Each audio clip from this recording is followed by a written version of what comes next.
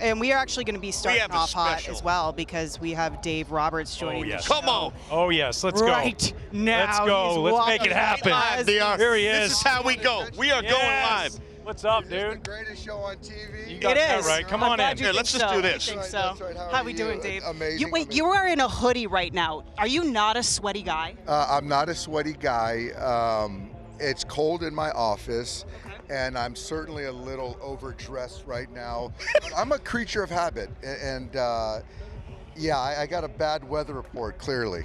Yeah, no. Kevin likes to say that he smuggles water balloons. Demp gets I'm a Demp gets a little shiny on the forehead. A I lot. Yeah, personally, Demp. I'm a lower back girl. Yeah, you're a lower back Yeah. girl.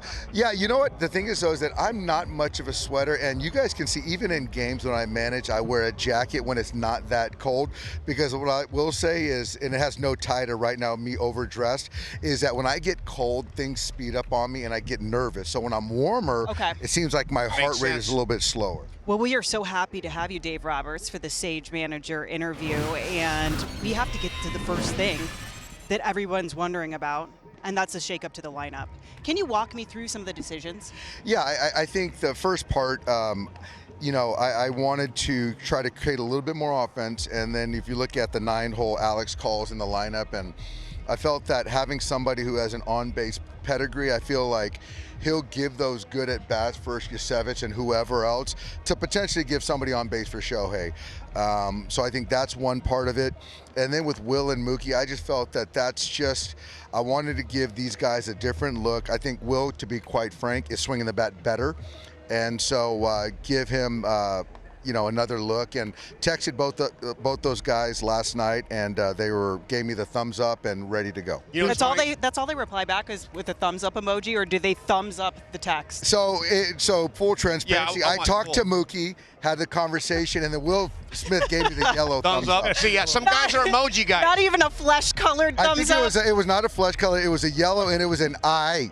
Yeah. Even Will Smith said I. Not, So he's got a little not drip in him? all right, little drip. So Oh, I didn't know Will got drip. I-G-H-T. With that I and a GHT. Yeah. You know, it's funny because I said this to them after Game 3 when you won in 18. If you didn't win that game, I said Will Smith goes to Till. This is just Uncle Kevin. Uncle Kevin sitting there being manager as I am, you know, just sitting there with you. And I said it'd be, if they didn't win that game, would they have switched the lineup? Today you switch the lineup. What's the toughest part, though, on this stage? Short amount of games, right? Because we've seen this all the way through. I remember Alex Rodriguez, Joe Torre hitting him 8th or 7th, you know, in Detroit. And he was, so, like, how many games do we know? Is this the toughest part on this stage as a manager? It is, because I think that there's one part of it where it's like you never, as a player, want to feel like the team, the manager's panicking. That's Right, the worst one, right? Right. But you also, in the postseason, don't want to feel that your head is in the sand, you're beholden to something that you're not using your eyes and seeing what the game is telling you. And right now for me is, I played the longer view with Andy as far as having him in center field. I want those center field defense, which we certainly value, and he's been great on center field. But right now, we need some offense on the back part, right? And then also with Will Smith is taking good at bats. I don't know how today is going to play out, but I do feel that it's not upsetting the apple cart so much, but it is kind of using your eyes. And I think that people, what Buddy Black, my former mentor, said, it's always got to make sense. When you put this lineup together, when I put this lineup together, there's not a person in the clubhouse that can say that doesn't make sense. No doubt. And the guy you moved up in the lineup, and I just want to talk about him because in your team you get lost with Shohei Ohtani, superstar, Freddie Freeman, Mookie Betts, MVPs, all this kind of stuff. Will Smith, to me, might be one of the most underrated players in baseball because of his ability to do both. Catch the way he does, throw the way he does, and then the clutch at bats, his ability to put the ball in play and drive in runs. He's phenomenal. He's phenomenal, and I'm not trying to put him in the Buster Posey bucket, but you know, Buster hit 2 for the Giants and led them to 3 championships. And you know, Will Smith is that cut from that same cloth, doesn't want any kind of praise and just wants to do his job. And even after catching 18 innings, I go, hey man, what do you think about tomorrow? And he was in. You know, he was like in. He gave you the I-N-N-N-N-N. You know what? And a guy that can hit a homer, but can hit to the backside, that can take a walk when it gets hot. So yeah, he's a very underrated player. No doubt. What's your favorite thing about this stage as a manager? We talked about the toughest, but what is your favorite thing besides seeing us that we never get a chance to see? Is it the celebrity aspect of it? Is it seeing old folks? What's the best part as a manager? Because you've been there as a player. You know what, I think the best thing is it's the biggest of stages in our sport. It should bring out the best in the players. It should bring out the best in myself. And I think that I'm a competitor like we all are, and you want to be the best. And so I want to be the best. And so I want our team to be the best. And so this is our opportunity to show the world that we're the best team. And, you know, we're now in a 3-game series, and we got 1 game here, and we got to play good baseball. Best in celebrities, too. I heard that Kevin was hanging out with Justin Bieber. I mean, Bieber, so yeah, he was hanging out with Bieber. You know, you had the Duchess, the Prince, you had LeBron. I mean, guys, It's unbelievable. It's unbelievable. That didn't happen. It's great. It happened. No, Kevin didn't hang out. Oh, right. But he wasn't surprised. See what happens? He's not surprised. He's won 5. I'm not. Sydney Sweeney is who we really wanted to see. Bieber, all these guys. That's right. Reminds me of my wife, Sydney Sweeney. You know, same That's thing, right. right? 100% blondes? dead Yeah, ringer for Gina. absolutely. Yeah. Hey, I was curious too. Like, you know, you have that moment in that 18-inning game. You're trying to win, right? Like, that's all that matters. That's the number one thing, winning these games. And then you have a guy like Yoshinobu Yamamoto who comes up and says, I can throw after, by the way, just throwing a complete game in game 2. So how do you manage that where you're like, oh, okay, but also, is this the right thing to do? Like, that's a tough, daunting task for a manager. You said in. And I think that, you know, I talked to Yosh, and it's not an easy one. It's either Yoshinobu or Kike or Miggy Rowe. But yeah, you know, when you see that, you got to listen. But there's a potential cost if we did get into that game. Yeah. But I think it worked out best for us because you have one of the best pitchers in the game willing to take the ball on 1 day's rest, come out of the pen, but we didn't have to use him because of Freddie's big hit. But I think that it just, watching Shohei and Roki after they celebrated Freddie run down to the bullpen. That was so awesome. To dap up Yamamoto, his countryman, Goosebumps. was unbelievable. It's a goosebumps. goosebump moment, and that was pretty special. Before the results, now I want to just change gears a little bit, and I want myself to get some goosebumps because, listen, we're daddies, and this is always the hardest thing as dads, right? We love our kids. Now, I'm sitting in Toronto, and I'm just getting ready to order me a cocktail, adult beverage. You got to be over 21 to have these. And I look back, and I get this tap on my shoulder, and I get up, and it's just like this gorgeous guy. Well, the guy is your son, Cole. That's Cole Roberts. Cole Roberts was 4, okay? He's always had beautiful eyes, looks just like Trish. That's right. All of the above. But I had a chance to sit there and talk with him, man.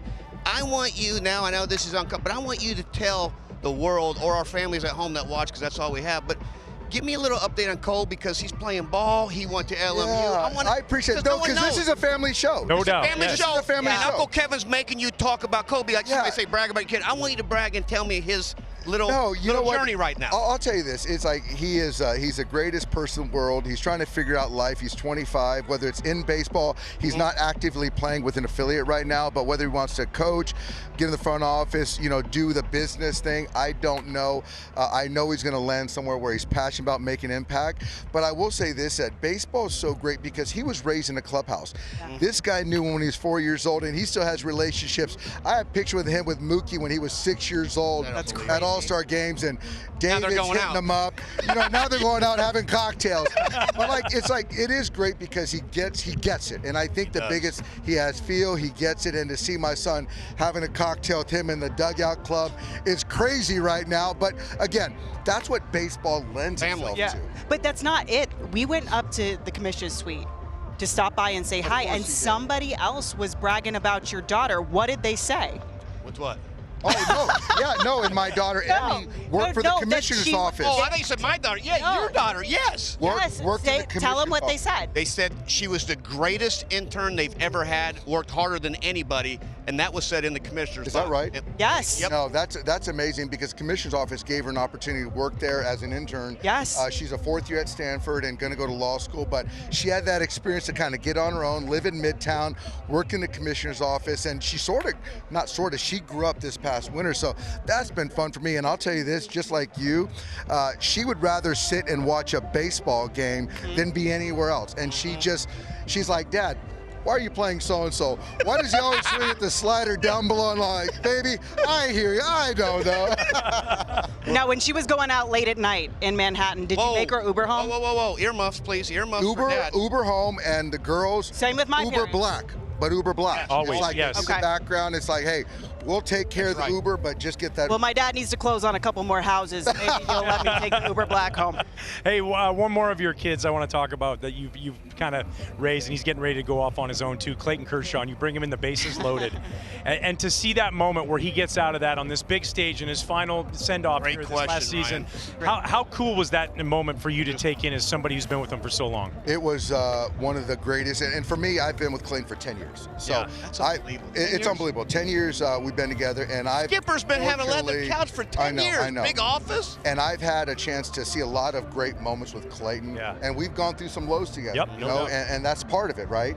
But to see him come out in that big spot and just grind, and as we watch it here, I mean, there's a lot of things going on in his head, and to get that, 3-2 pitch, and even the PFP, he would have been over there to cover first base. That was just another big moment for him. And I just think that, guys, at the end of the day, Alan Trammell told me this: the game honors you. And you know what?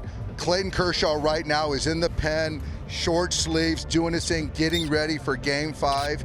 And you know what? The game honors you. And that thing is that epitomizes that. So I'll tell you guys this right now.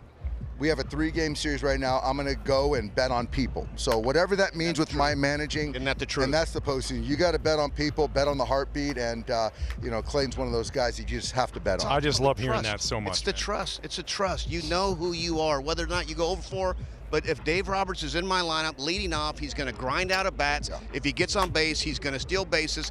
The game's hard. That's the thing people get. People go, how does he not bring it? How does this guy? Yeah, if you had a pinch hit 3-run home run, what a great manager. Great call, Millard. But if I have a 6-4-3, that's right. It turns into like, well, no, that was my guy. I trusted him, and he made a great pitch. That's right. And I think that's the thing that, in my managing, career where I've grown, I feel like the most growth is, at the end of the day, my wife says, hey, would you do it over again? And good or bad, right? And I think that when you put your head on the pillows, like, the process was right. Did you bet on the right people? Would you do it again, right? And you can't chase the results, because that's a flip of a coin. And so that's something for me is like, it's easy to kind of reconcile if you're betting on the people. Are we really going to go this whole interview and Kevin isn't going to mention 0-4 once? Well, I was just wanting him to get him excited. I want to get him excited for his kiddos. Never get a chance to talk about the kids because Dave's answering questions about the Dodgers, so he got all of his kids out there. Now let's talk about showering together. Hey, Dave, I didn't know if you knew this. There's a Netflix documentary out called The Comeback. Oh, no way. Never heard of it. Hey, send me the link, man. No, is there a Sox documentary? No way. 0-4 champs, guys. 0-4 champs. We'll sign the cover. Hey, one thing to that testament, you guys, what you had there, I watched it from the outside, being friends with Kevin, obviously, and you guys, and the respect, the culture that you guys had in there. You have created a culture here 100%. In LA. And we could talk about salaries and all that kind of stuff, but at the end of the day, when you talk to guys, it's that clubhouse. It's the way that they're treated as players by ownership and by your organization. How fulfilling is that to kind of see that take it fruition to what it's become today? Yeah, that's probably the thing I'm most proud of. And I think that it's hard in this world where you can't quantify stuff to then now how do I place value on it, right? But being in the clubhouse, seeing guys in 162, and we start out in Tokyo to have guys grind and go through stuff and still guys kind of remain steadfast.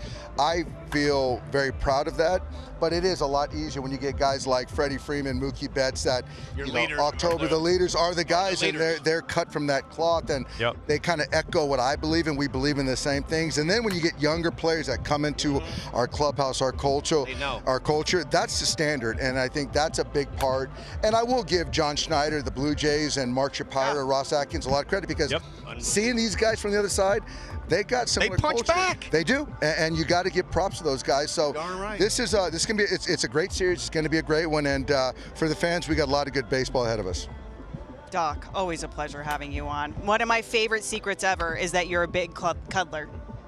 You told us. We're alone over here. Come on, get over here. Ryan, come on. Yeah, there we go. Guys, we're just doing live hugs. So if you're at home, hug somebody. Good luck the rest of the way. Enjoy this little ride again, man. It's always great to see you. You're the best for stopping by. You gotta love you. Right. That's love forever. That's family forever. When you tears and blood and sweat, no matter what.